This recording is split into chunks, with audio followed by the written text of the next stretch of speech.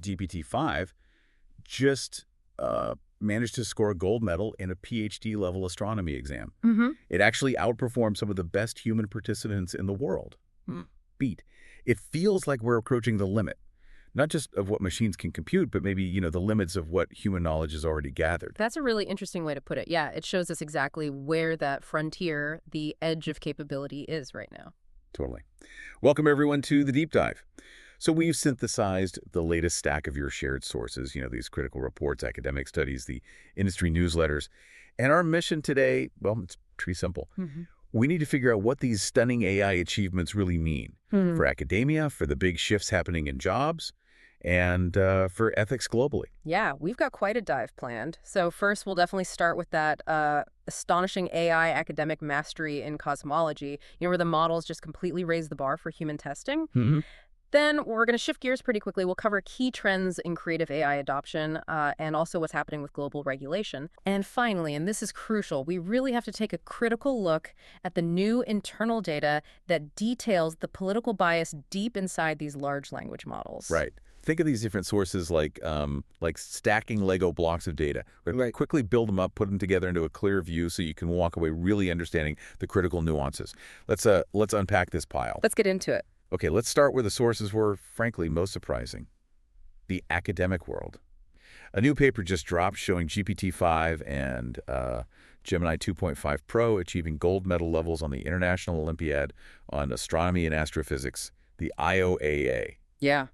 Now, that sounds impressive as a headline, but we need to grasp the level of difficulty we're talking about here. Well, what's fascinating, right, is that this isn't just recalling facts or definitions, not simple trivia. The researchers, they tested the models using actual IOAA exams from 2022, right through to 2025 projections. Wow. These are serious PhD-level multi-step theoretical problems.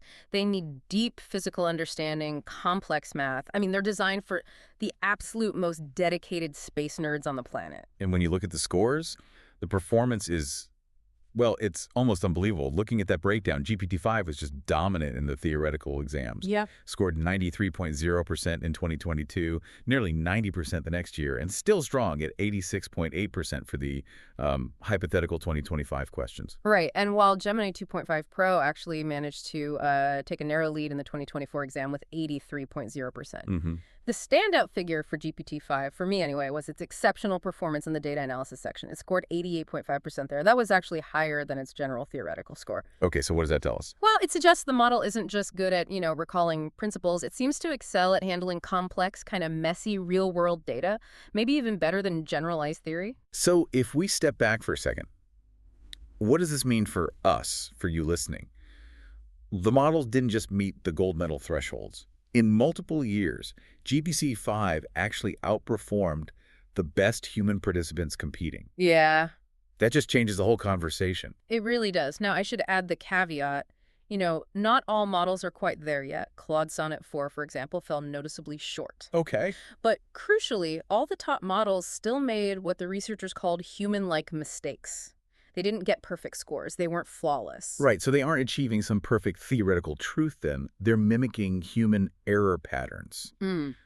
What does that tell us about their current learning methods, maybe their future trajectory? Well, it suggests they aren't finding some, perfect objective truth out there. They seem to be replicating the inherent gaps, maybe the biases, the blind spots that are present in the human scientific literature they trained on, which means right now the models are acting as incredibly powerful mirrors of our knowledge, not necessarily perfect originators of new knowledge. That's a key distinction. So here's the implication then. If AI can crush these complex, multi-step tests needing reasoning, sophisticated data handling, then maybe using these really rigorous science exams needs to become the new global gold standard for benchmarking AI capabilities. Exactly. We have to move past, simple reading comprehension tests. The bar just went way, way up. Whoa. Just imagine scaling that kind of analytical power across every single scientific discipline, from biochemistry to advanced particle physics. The pace of discovery is going to accelerate wildly. It forces us to redefine what expert human thinking even means. Okay, so let's circle back to that point about mistakes. If models are still making those human-like mistakes, what does that tell us about their current learning methods? They replicate human error patterns, showing their current training boundaries are still imperfect copies. Imperfect copies. That's a powerful thought to start with. So if AI has mastered the abstract rules of the universe, in astrophysics, the next question has to be, how quickly is it rewriting the rules here on Earth? The social rules, the legal rules. Let's move from academic genius to how AI is shaping culture, industry, law right now. Yeah, we're seeing a major cultural shift happening. Let's look at the creative market first. Generative video. It's truly hitting the mainstream consciousness now. We've all seen those viral Sora-generated Olympics memes. The ones, Jesus swimming, the smoking Oh, Olympus. yeah, I saw the Smoking Olympics one. It felt Yeah, like the speed of creative absurdity is just astonishing now, almost overwhelming. it really is. And meanwhile, the heavy hitters, they're preparing for the next big thing. We saw a huge signal from XAI. They're actively recruiting NVIDIA specialists specifically to create world models aimed at video game creation. World models for games. Yeah, this is about building persistent, believable digital worlds. That's a massive market signal for where future investment is likely headed. That's a huge focus. Okay, and on the more accessible side, there was that subtle hint about ChatGPT possibly becoming more social based on a hidden messaging tab OpenAI's COO showed. Right. Maybe they want to shift from just being a utility to more of a communication platform. Huh. We'll see.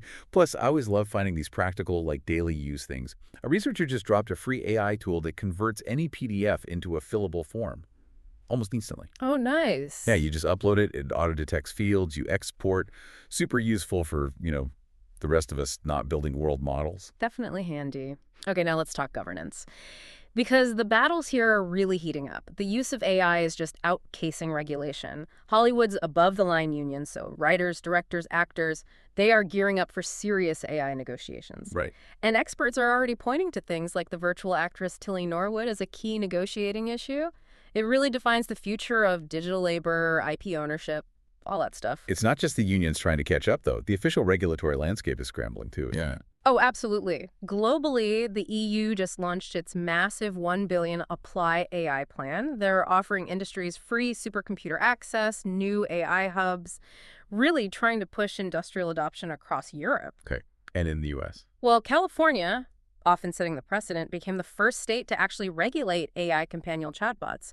That touches directly on sensitive areas like mental health and data privacy. Wait, let's go back to Tilly Norwood for a sec. If unions and regulators are pushing back, are the unions fighting for her to be considered like an asset or a contracted employee? What's the core legal challenge there? Well, the core conflict really boils down to defining ownership of the performance. Right. If Tilly Norwood's digital likeness is trained on a real actor's movements, their voice, are we paying royalties to that original actor?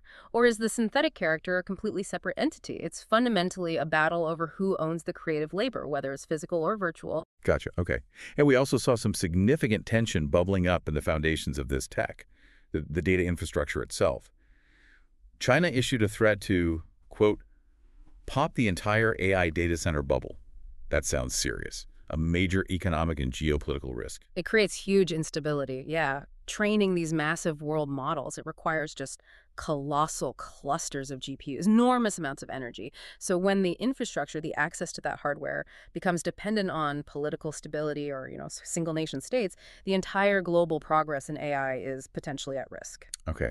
So with unions and regulation ramping up everywhere, what would you say is the single biggest emerging area of legal conflict? Data ownership and labor definitions, especially for virtual assets like Tilly Norwood, mid-roll sponsor replaceholder. Welcome back. The sheer power of these tools, shown by crushing those PhD-level tests, it just demands rigorous ethical testing. Even as the models get better at science, we have to look really closely at bias. Let's shift to that new internal study on political bias that OpenAI released. Yeah, this is critically important. It really gets to the heart of alignment. So OpenAI claims, based on their own internal tests, that GPT-5 is about 30% less politically biased than both GPT-4 and the newer GPT-4o.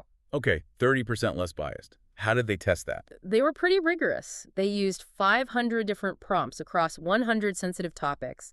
Then they graded the responses on 5 specific bias metrics, things like neutrality, emotional mirroring, that sort of thing. That 30% reduction is progress, yeah. Definitely. Yeah. But according to their own research, bias still manages to creep in. It shows up in 3 core ways, even in this improved GPT-5 model. Exactly. So first is by stating opinions as facts, where the model acts like it holds a political view instead of just synthesizing diverse facts neutrally. Right. And the second way? Offering only a single perspective, not really presenting both sides of a complex issue fairly. Okay. And the third mechanism, this echoing emotional framing, that sounds subtle. Can you unpack that for the listener? Sure.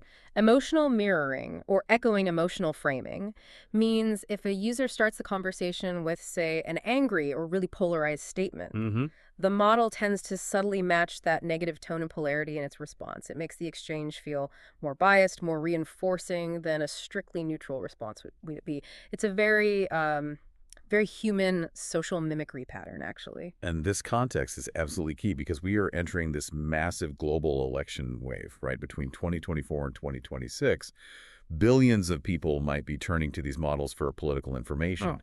The stakes just couldn't be higher. Precisely. If someone asks a highly political or sensitive question about, say, a candidate or a policy platform, that response absolutely needs to be strictly neutral. Otherwise, it could definitely affect public sentiment, potentially even election integrity. You know, I still wrestle with prompt drift myself sometimes when I'm trying to keep models balanced in my own work. If I get slightly more opinionated in a follow-up question, it can be really hard to pull the model back to the center. Achieving genuine neutrality is, well, it's incredibly difficult. That's a great observation, and it shows exactly why we need these kinds of internal studies and transparency. But we should put this into perspective, too.